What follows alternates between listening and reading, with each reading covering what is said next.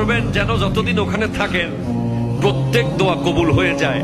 এই হ্যাকমতি দোয়াটা শিখে নেন। আপনি বলবেন, আল্লাহ আমি 10, 12, 15 যতদিন এখানে থাকবো যতগুলো দোয়া করব সব কবুল করে নিয়েন। দোয়া করছেন কয়টা? পাবেন কয়টা?